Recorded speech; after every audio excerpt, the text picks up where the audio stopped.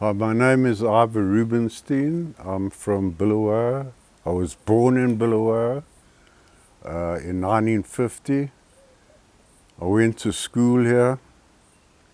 Not the most conventional school, but yeah, my junior school and my first year at senior school was conventional. And then I left to go to a private school. And then when I was finished with that, since I was 11 years old, I was playing music, playing drums. And then when I finished school, we went to South Africa in a band called Otis Waygood. And we were there for 18 months. Then I got deported. And then we went on to Europe. We lived in Holland for a year and a half, then in Germany for about a year, and then we went to live in England. And I lived in England for 21 years and basically been a professional musician, traveling all over the place. And then we were very involved in the politics of this country in England as a band. We were involved with the Patriotic Front. We basically represented the Patriotic Front culturally all over the world, really. And then when we got independence, I flew back after 21 years. Finished the tour, got on a plane, came back home. And while I was here, I thought, this is my roots. I'm not an Englishman. I'm not an American. I want to come home and live. So I'd been with my late wife for already then, 10 years or whatever. I went back to London and said, babe, I want you to come and look at Zimbabwe. I want you to see if you want to live there, and if you do, I really want to go home. So she said, okay, let's go.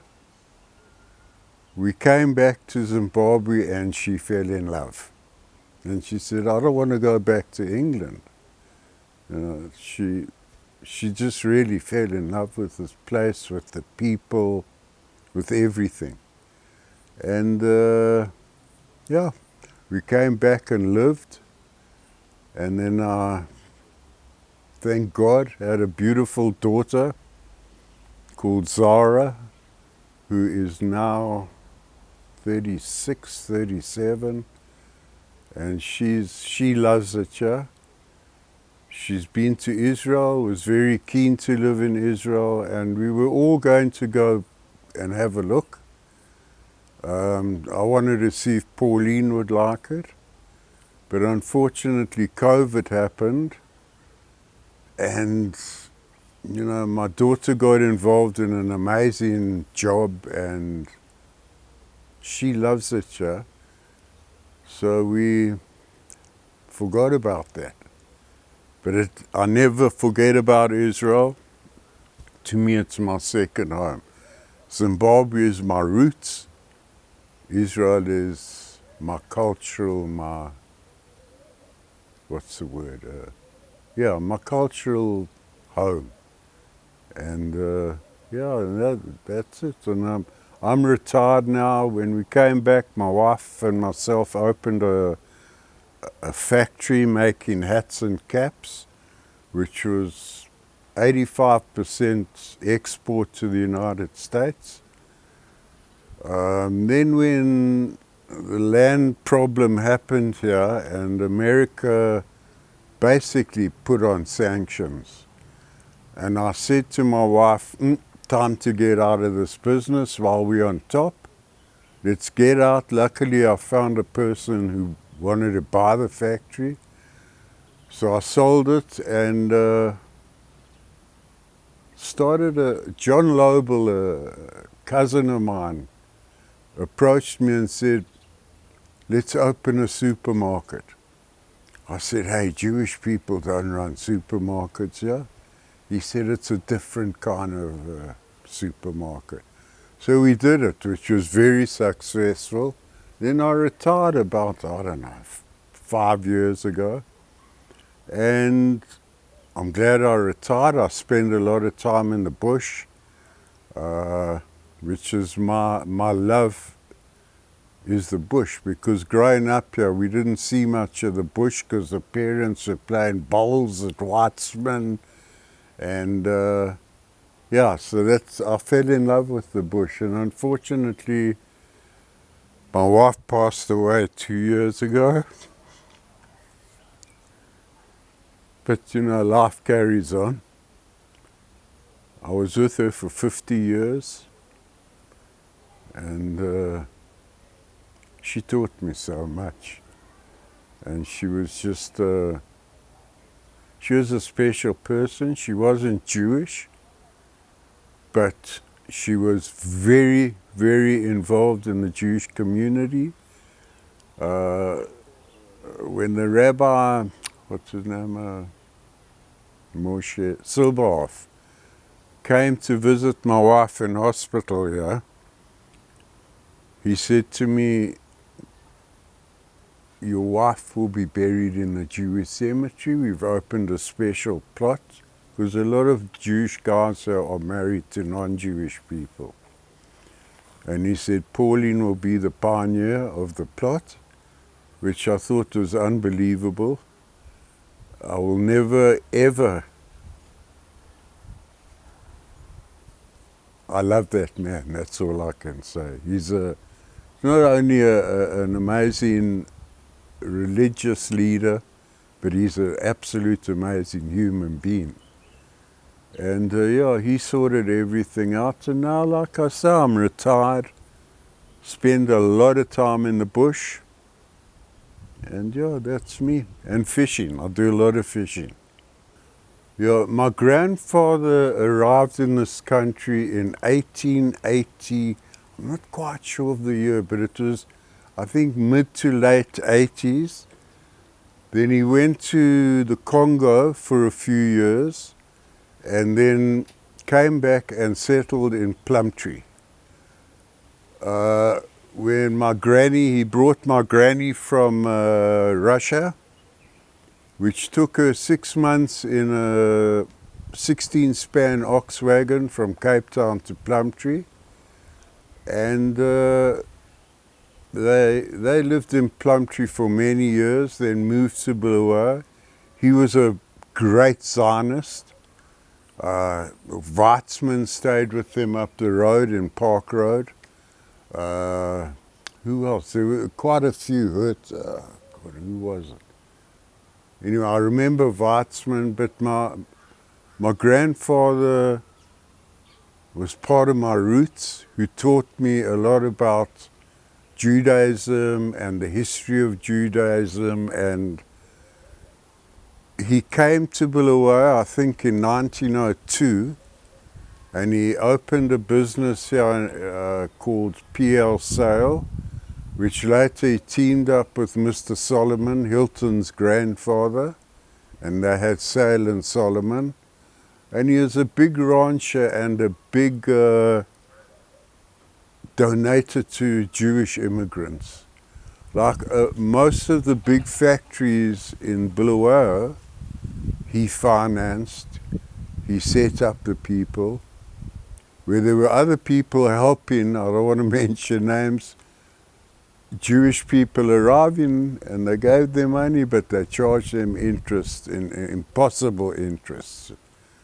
So I think I learned a lot from Grandpa Paul's ways. Then my grandmother's sister, Lily Graham, was the first Jewish female born in Zimbabwe. So I have a very long history. If I'm not wrong, I think my family were really the first Jews and Zionists here. But my grandfather was a very modest man who did not like to be in the limelight. He did everything behind the scenes, but he did it all. And we owe a lot to this community, to him, his sisters, his brother. And I had an uncle called Leigh Sagar who passed away, God, how long? 7, 8 years ago. He lived to 108. So when I had no grandparents or parents, my parents had passed away, and I wanted my daughter to have the old Eastern European history. I wanted her to know about it. So she spent a lot of time with Uncle Leigh, who I say passed away at 108, and she learned so much from him. He was a wonderful, wise man. And I went to Khumalo Junior School, which was a very Jewish school. I'd say 90%, 80% of the students were Jewish, because Khumalo was a very Jewish suburb.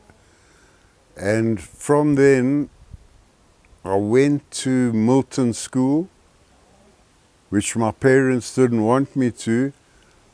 Norman Lobel and myself had been having lessons twice a week with a man called Digger Wells.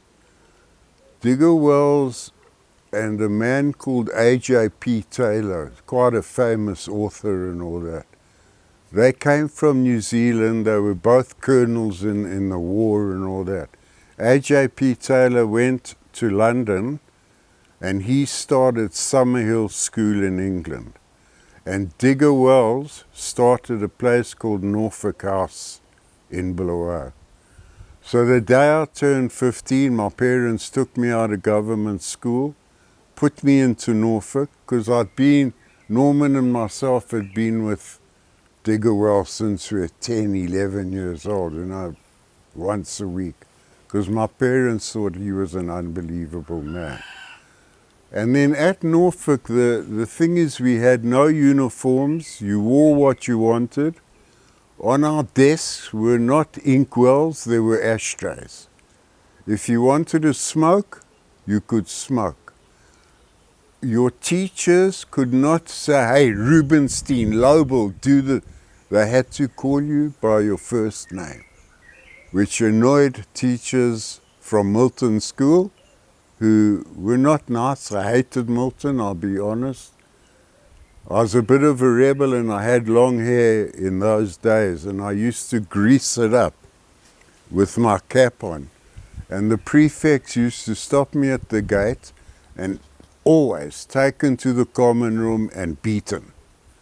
And eventually a man called Louis Corby, who was, I think if I'm not wrong, the head boy of Milton, stood when I was being docked, stood behind me and said, now do it to me. And he said, I don't want to ever see this again. You stop picking on this man. If he wants long hair, you can't see it. It's tucked in his cap, So anyway, like I say, I hated that school. And the day I turned 15, my parents took me out and I went to Norfolk House. So at school, at Norfolk House, it was a different kind of education. You were taught self-discipline, which to Digger Wells was very important.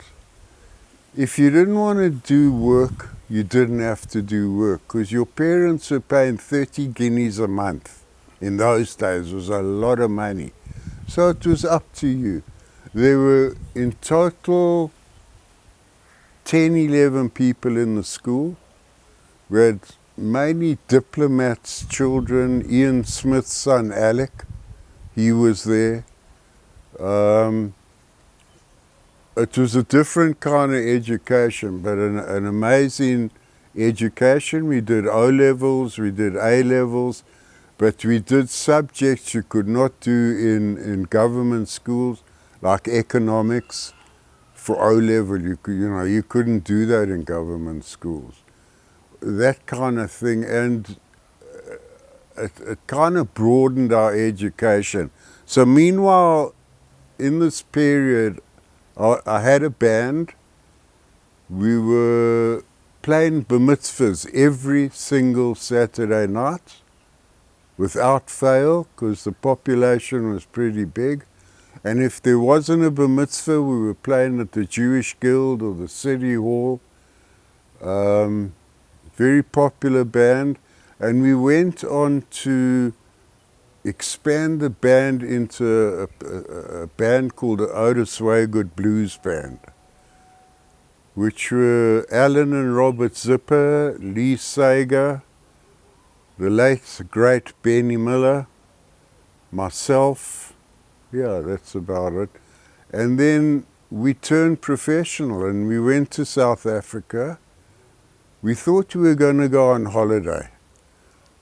And we'd pay for our holiday playing music. So when we arrived there, we met a man called Clive Calder. Now Clive said, hey, we'll put you on the rotunda tomorrow night. I want to hear what you guys do.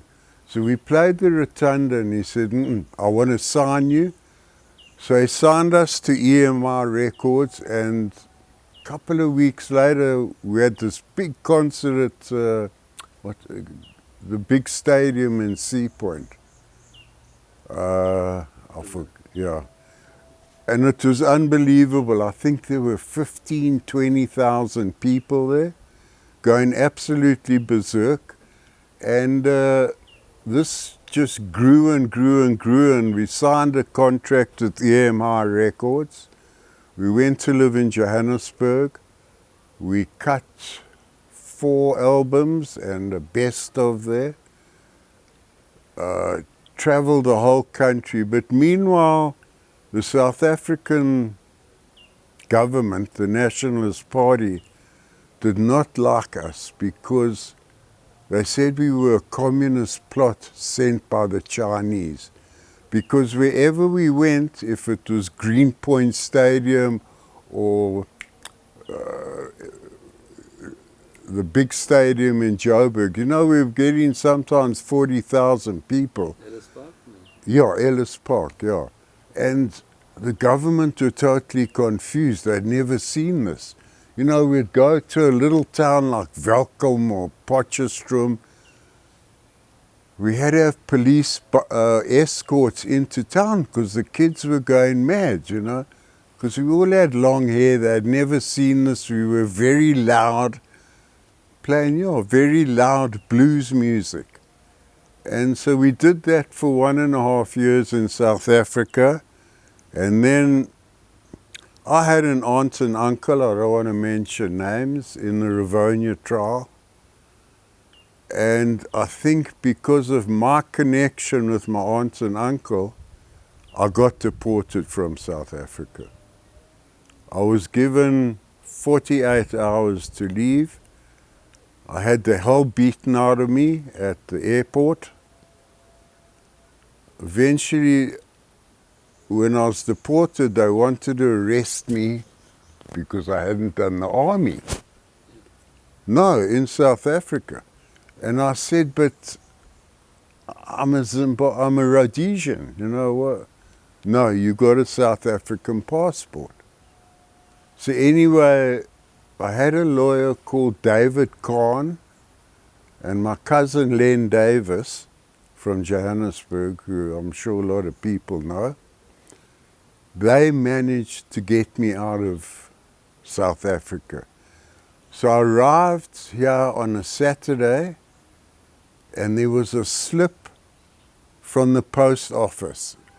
And I saw it, and I said, this must be a present from somewhere. My mother said, don't go. My father said, don't. I said, I'm going, like I knew everything. Anyway, I went to the post office, put my slip in, and they said, we've got you now. You are now going to serve in the Rhodesian army. And I was not prepared to. I didn't believe in what they were fighting for. I was brought up in a home where equality was very important because of my father's background in Poland. And I had to escape from here because the other guys in the band were all fine. So what happened is there was a flight once a week which went Jan Smuts, Harare, Paris. Now, no one knew about this flight because of sanctions. So they arranged for me to get on this flight. And they arranged with some people at the airport, obviously, I don't know, immigration or... I got on the flight, and I'll never forget, I sat there shaking until those doors were closed. We took off, and I said to the air hostess, when are we out of Rhodesian airspace? She said, I will tell you. And she came a few minutes later with a bottle of champagne and said, you're out of airspace now. Relax. And I was not allowed home until we got independence. I came straight home. I was actually on tour in Europe and America, but as soon as that finished, because the record, I wanted to come here for the celebrations because a very dear friend of mine called, I don't like name dropping, but Bob Marley was a dear, dear friend of my late wife and myself, lived with us a lot in England, and I wanted to come for the concert, and he said there was a plane in New York, one in Addis Ababa and one in London. Get on. So I wouldn't allow it. So it was in December of that year that we got independence that the Zimbabwe embassy in London phoned me and said, we have a passport for you. I got my passport, I got on a plane, and just when I arrived here, I knew, like I said earlier, this is my home. I love England. England, I had a wonderful time. I saw the world. I loved my music, but I wanted to come home. It's not nice when you live like a refugee and you're not allowed here, you're not allowed there. Wherever you travel to, they see on your passport that big deportation stamp. So you're always taken aside. Most countries overseas, as soon as I let them know and they looked it all up, they all gave me the thumbs up and said, you know, welcome. And yeah, and I did that until 1986. And like I say, I went back to London when I came here after independence, said to my wife, come, we're going. And we went, and I've never looked back. I love my country. I love Zimbabwe. I love the people of Zimbabwe. And especially now, with the Jewish community being so small, but we're strong. And that's what I love. We're very resilient. It's an amazing little community that have Shabbat every Friday. All Yom Tovim are observed. We bring a rabbi in.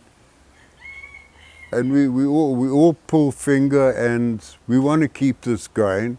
People say, what do you go to shul for? Because I'm not a religious man, but it's important to me to keep the doors open. I want those doors open.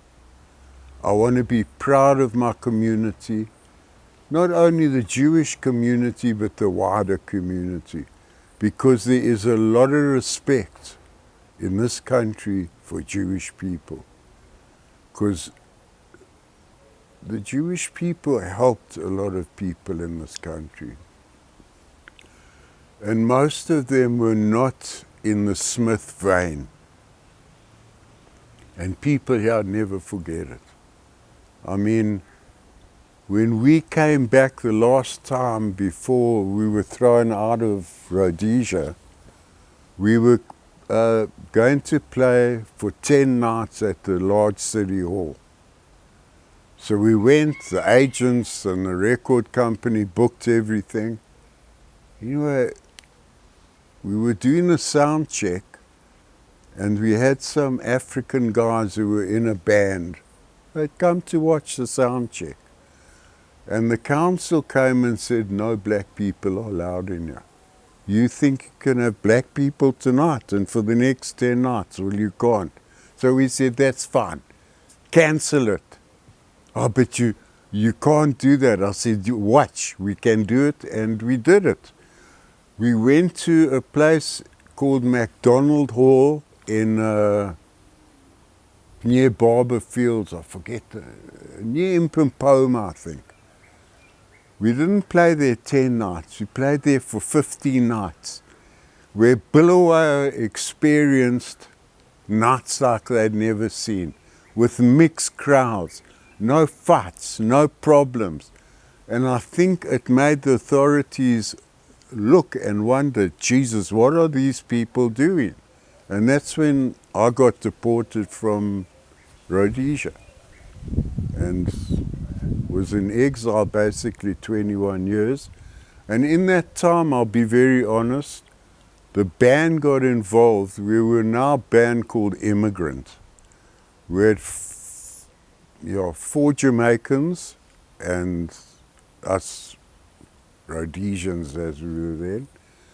And we worked with the Patriotic Front.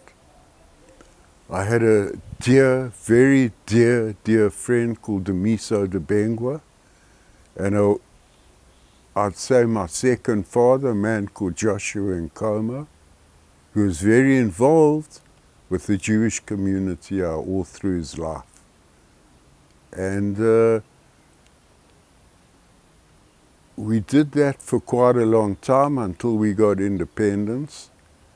And it's something, I'll be honest, I'm very proud of, but a lot of people still to this day put me down, what did you work with them for, look what they've done. I said, look what they've done. This is a free country now. Yeah, we've had problems, but who hasn't got problems? England's got problems. I lived there 21 years. Believe me, every day was a problem. South Africa, Israel, we've all got problems, but the heart of the country never changes, and the heart of the people. And that's why I live here, and I live here today. I will always, like I say, this is my home. Israel has a special place in my heart. I have a lot of family in Israel. How can I put it? It's my cultural home. And I love it, and I love this country, and yeah, that's about it. I came from a family of 3 children. I was the baby of the family. The eldest was my sister Norma, she was in Denver for many, many years, but is now in Casper, Wyoming. My late brother, who passed away about 5 years ago, very suddenly, he lived in Denver, Colorado. He had been there, 40, 50 years. He went from Israel to Denver. And I still, I have a lot of family in America, all my nieces and nephews, and a lot of my cousins from South Africa have settled in America. So there's a big family connection there. I used to go every single year to America, but when my wife passed away, I don't have the strength, I'll be honest, to go through the whole thing, because a lot of the family I haven't seen, and Pauline was a big favorite of all of them. Every year we went to America, they used to come from Washington, from Los Angeles, from San Diego, from New Mexico, from all over the place.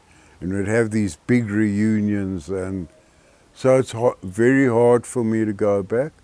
My brother, like I say, passed away. My sister is now, I don't know if she wants me to say it, but she's 83 in Casper, Wyoming, and very happy. It's the only reason I'm sad that I don't want to go back there is because of my sister. I'm trying to bring her out here, but she's one of those that, oh, I'm not bothered getting another passport and all this, that, and the other. So, I don't know. What was the other? Bush. Yeah, I spend, like I said, I spend a lot of time in the bush here. I'm very privileged to be able to go to a place called Booby Conservancy, which is located, the gate I use is about 60 k's from Beitbridge. You go into the country, it's just under 1 million acres. It's a huge, huge conservancy, but a very strict conservancy, who built this unbelievable conservancy today, who's based in he's an American based in Los Angeles. He's a multi-billionaire. So he looks after that place incredibly well. His wife is a big conservationist, and his daughter. So things are done properly there. They don't mess around. We go around in choppers. You don't get poachers there, because poachers know. Go anywhere near there, you're not going to survive, because they have a militia that is unbelievable. And it's one of the few places in the world where you can honestly say there is no poaching. The biggest problem there right now, poaching-wise, are the lion. We are overpopulated with lion. They are killing off the plains game. But we have, or not we, they have devised a thing, they're sorting it all out. But that is my love. I love going there. I go, she's like my second daughter, a girl called Lauren, originally Lauren Guma. She's married to Roy, and Roy is one of the managers on the conservancy. So I'm very privileged and lucky to be able to spend a lot of time there. And Roy, I'll be honest, and some of the other guys have taught me so much, because it's the big boys go hunting there. I'm talking the top of the range, flying their private jets, and I don't want to mention names, but they're the big boys. But they all respect the way that camp is run, and that's why they come there, because people don't understand. You've got to cull. Otherwise we've got the lion problem. We had a rhino problem. We got the second biggest rhino population in the world there. And they don't want to send game to places where they know the game will not be looked after. But like with the rhino, they sent to Gonorrhoea because they know it's very well looked after. The rhinos are protected there. So the conservation work, I can't say enough about it. And just the way that's run, they never touched the land, because even before the American main shareholder, they used to pay their staff in US dollars in the Zim dollar day, because they were being paid in US. And I don't think the people have ever forgotten that. I've never seen such a happy bunch of people in my life. The clinics all over the 1 million acres. The schooling is unbelievable for the children. It's just, yeah, that's my passion. That's my love. And like I said, I don't have enough words of admiration for people like Mark Walter, especially Charles Davey. Just what they've done there is unbelievable. And I wish you could all see it. I started going to Harbonem, well, Stilem it was. I think I must have been 8 years old, and then progressed to Harbonem, which was an incredibly vibrant movement here. We used to have small camp at Whitesman Country Club. I'd say 300 people. Then in the second school holidays, we used to have a seminar up in Harare, usually at Gwibi College. But it was a very important time, I think, for everyone that grew up here. There was also B'nai Akiva, there was Beitar, but me, I was a Harbonem boy. My brother was very involved. He was a Sagan Bekawach. And before that was a man called Johnny Lasov, my dear late cousin. He was Sagan Bekawach here. Then when he went to South Africa, he was Bekawach, I think, of Drum Africa. He was in charge. And at that time, my brother was still here, and he was Sagan Bekawach here. But I was a bit of a naughty kid, me and a friend called Norman Lobel. We went on Machona Chorev to Israel.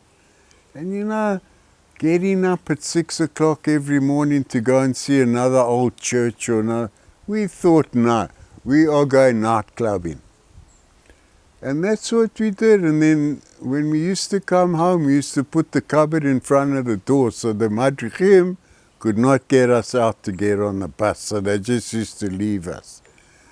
So when I got back from Machona Chorev, my brother and my cousin John had to expel me from Harbonem because they said we made Machona Chorev like chaos. It was absolute chaos. They'd never had a trip like that. And I felt a bit shitty for my brother because he had to throw me out. So I got thrown out, which gave me more time with the music. But then after I think it was a year or two, I was told I could come back, but I must behave, which I did. But it was a very important part of our lives. It taught us about the community, the different people in the community. You know, in those days there were thousands of Jewish people in Bulawayo. And you know, you had your Ashkenazi, you had your Reform, you had your Orthodox. It was, yeah, Harbonem taught, I think, all of us a lot. And it's not only from school, but Harbonem rounded off this lifelong friendship we all have, and it's something that used to amaze my late wife, but you haven't seen this guy since you were 18 or 12, but you talk all the time on the phone. She couldn't understand it. Then we had a reunion, which was unbelievable. The guys came from Israel, from America, Australia, England, Holland. I mean, it was really unbelievable. And what we did is we went to Wangi National Park, spent 3 nights there, then went on to the falls, and I think 3 nights also. Then we went on to a houseboat, which was just unbelievable. It was just so special. We all sat on that houseboat. We were on there for 10 nights, just reminiscing how we are today. Some of the guys like Roger from California, San Diego, Roy from Australia, Roy Chassé, they were laying to film, and you know, the boat was cashered by Mrs. Harrison because it was a brand new houseboat. And I said, look, I've got this problem. I don't know much about kashrut. but I know you've got to have milk and meat plates, and we can't have pork and this, that and the other. So she actually ushered the boat. So Norman Lobel, who spent a lot of time playing polo in Argentina, he brought all the kosher meat from Argentina. And it was just such a special trip. You know, these are people I knew from the day I was born, really, you know. And although we'd all moved all over the world, when I lived in England playing music, I used to see a lot of them in their cities and all that kind of thing. But just sitting on that boat, I can't describe how unbelievable it was, and just what it meant to all of us, and just what it brought back, and how privileged we were to grow up in a Jewish society like Bulawayo. I don't even know the words I can use, but it was, let's put it this way, we were very privileged to grow up here in Bulawayo, and that's why it's important for me. I'm not a religious person, like I said, but it's important to keep the shul going. I'm not religious, but I will go every Friday night. I will go every Yom Tovim, just to keep people like Raymond, who it's important to. We have a few, like the late Jeff Sommer. You know, it's important to them. I don't understand the importance they have, but if I can help, that's why I go. And I do it religiously. I never miss a Shabbat, and I never miss a Yom Tovim. You know, like this Pesach, I'm actually meant to be at the Conservancy. And then I looked at the dates and I thought, oh shit. So I cancelled the Conservancy. I'll go after Pesach, because I want to keep it going. We're small, but we're tight. We have an amazing president called Josh Lepar, who runs this community. I don't have enough words of praise for Josh. He is absolutely amazing. And we all try and follow his footsteps, and we will keep it going. Look, I don't know how long, it's getting smaller and smaller. We're losing one tomorrow, Rodney Bromberg. But we'll keep it going. There's some people that have never been to shul that we've spoken to, and they said no. For Shabbat, for funerals, for Yom Tovim, if we need it, we will come. Because we agree we need to keep this open. So please God, it goes on, you know, small but very strong. And, you know, we have for Pesach and Rosh Hashanah, we have a communal dinner. The first year we had it, I think it was with Hilton Solomon. He arranged it. And I thought, my God, how boring. What do you want to do this for? But I'll tell you, what a thing. And we do it every Yom Tovim. And it's incredible, because then no one's left at home all alone. We make sure, especially we've got a few elders here, but we make sure they're there, so they can have a Yom Tovim. And yeah, it's just an amazing idea that was brought to the community, and something, please God, will carry on and on.